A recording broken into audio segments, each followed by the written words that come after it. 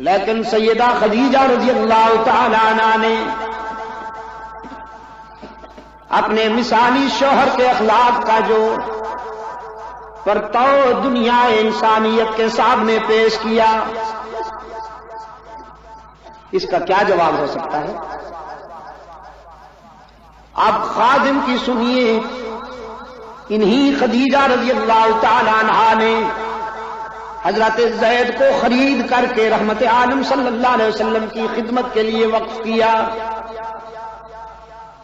कुछ अरसा के बाद ज़ैद के बाप को पता चला कि मेरा बेटा मक्का के एक हाशमी घराने में खादिम है। तलाश करता हुआ मक्का में पहुंचा, ज़ैद को मिला एक हाशमी घराने में खादिम है। तलाश करता हुआ मक्का में पहुंचा।